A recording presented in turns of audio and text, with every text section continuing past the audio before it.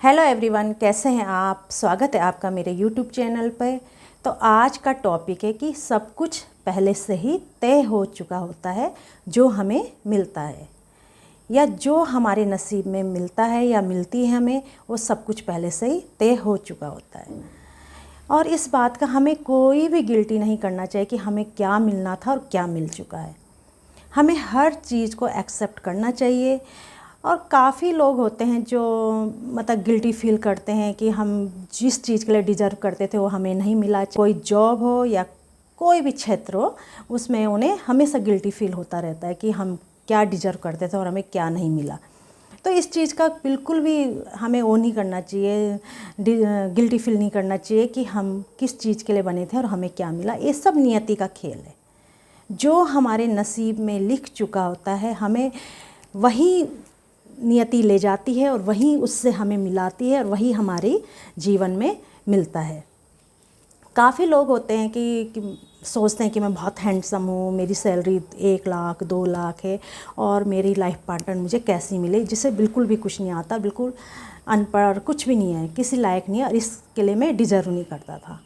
लेकिन ये सब नसीब का खेल है, यही आपके लिए बन चुका था और वो ऐसा खेल रचता है कि वहीं तक आपको ले जाता है और वो आपके लाइफ में आ जाता है। और फिर आगे जाके आपको गिल्टी फील होता है कि मैं क्या लिया है या मेरी लाइफ में क्या आ चुका है। लेकिन ऐसा बिल्कुल भी नहीं सोचना चाहिए। हमारे नसीब में जो हमारे माँ बाप, हमारी नियति ने लिखा है वही हमें मिलते हैं। जो हमारे बच्चे हैं वही हमें मिलते हैं और जो हमारा लाइफ पार्टनर है वही हमें मिलता है। और अगर हमें सच बोलो तो अगर जो कुछ भी, अगर हम जिस क्षेत्र में भी हैं, आज जहाँ पे हम खड़े हैं, एक केवल एक खेल है। हम यहाँ तक नहीं पहुँचे, हमें पहुँचाया जाता है। हम किसी से मिलते नहीं, हमें मिलाया जाता है। ये सब नियति एक चक्र चलती है और हमें वहाँ तक पहुँचाती है। अगर मैं किसी को सीए बनना है तो सीए ही बनेगा, किसी को डॉक्टर बनना है तो डॉक्टर ही बनेगा, और किसी को राष्ट्रपति बनना है, प्रधानमंत्री बनना है, तो नियति उसे ऐसा चक्र में चलती है कि नियति उस तक पहुंचा देती है और वही बनता है। अगर नियति का खेल देखो तो भगवान बुद्ध थे, जो भगवान बुद्ध एक बहुत बड़े जो राजा थे, उनकी संतान थी। तो एक दिन वहाँ सिद्ध पुरुष आते हैं, जो भगवान बुद्ध होते हैं, उनका पहले नाम सिद्धार्थ था। तो सिद्धार्थ के राजमहल में एक सिद्ध पुरुष आते हैं। तो बोलते हैं उनके पिताजी से कि जो तुम्हारा ये बेटा है, जो आपका ये बेटा है सिद्धार्थ, ये संत बनेगा, एक महान संत बनेगा। और जो सिद्धार्थ के पिताजी थे, राजा थे, वो बिल्कुल टेंशन में आ जाते हैं और सोचते हैं कि मेरा तो इकलौता बेटा है और सारा राजपाट इसने ही संभालना, अगर ये संत बन जाएगा तो क्या होगा। तो इस डर से वो क्या करते हैं कि अपने बेटे को हर ठाट बाट से रखते हैं और बिल्कुल भी राजमहल के बाहर किसी भी चीज़ से ऐसे अवगत नहीं कराते जिससे वैराग्य की ओर चले जाए या संत बन जाए।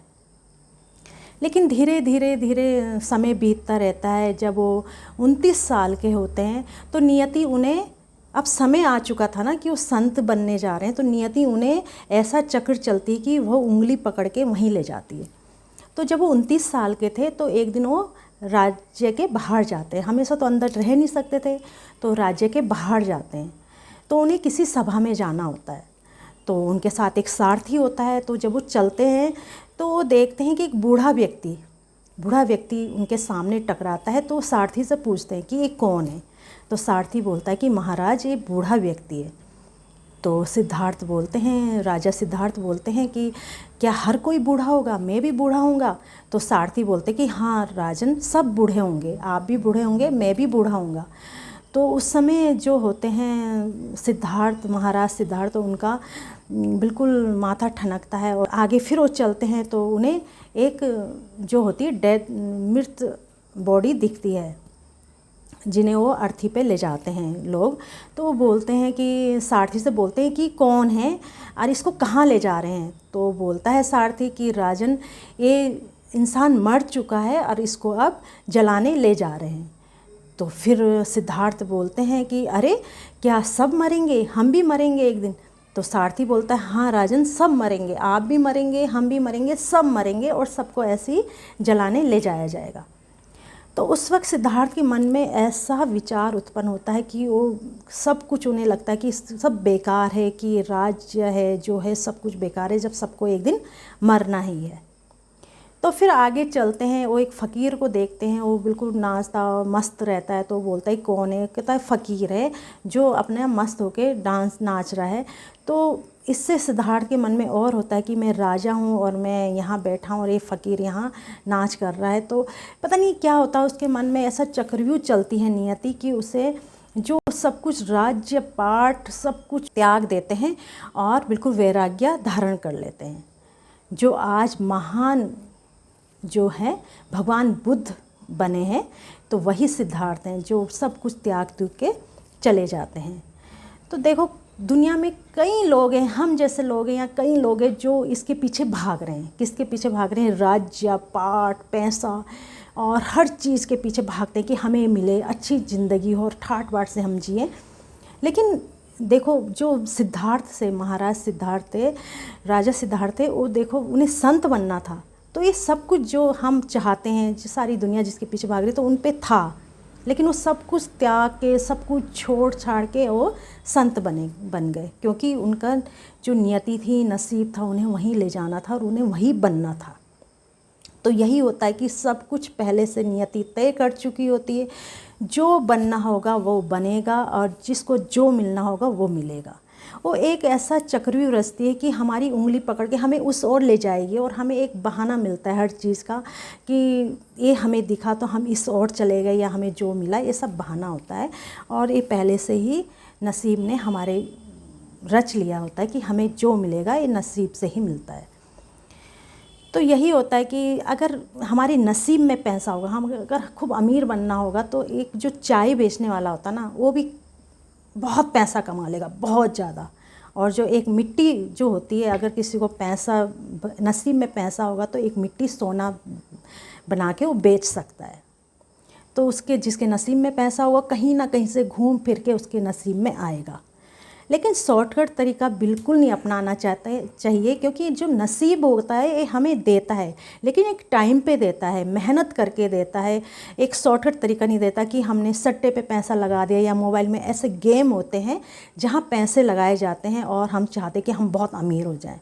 ये केवल शॉर्टकट तरीका होता है। हम मेहनत नहीं करना चाहते और हम ये चाहते कि बिल्कुल हम एकदम से हमें मिल जाए जो हम चाह रहे हैं, तो ऐसा नहीं होता। और ऐसे में हम और भी डूबते चले जाते हैं और हम नियति के साथ खिलवाड़ करते हैं। तो इसलिए हमें जो कुछ हमारी किस्मत में होगा, हमें कहते नहीं, अगर हमारी किस्मत में होगा तो भाग कर आएगा, अगर किस्मत में नहीं होगा तो आया भी चला जाएगा। तो इसी के साथ अगर आप मेहनत करो और सच्चे दिल से आप केवल मेहनत करो, हर चीज़ को जो आपको नसीब ने दिया है उसको एक्सेप्ट करो, इससे आप बहुत खुश होगे और आगे सफल भी होंगे। अब ऐसा नहीं आप हमेशा गिल्टी फील करोगे कि अरे मुझे ये नहीं मिलना था, मुझे ये मिल गया, या मैं इसके लिए डिज़र्व नहीं करता था और क्या मेरे नसीब में मुझे मिल चुका। इससे क्या होगा? कुछ होगा? कुछ नहीं होगा। इससे केवल आपको चिंता ही बनी रहेगी और टेंशन रहेगी और चिड़चिड़ापन रहेगा और भी ज़्यादा बीमारियाँ आपको घेर लेगी।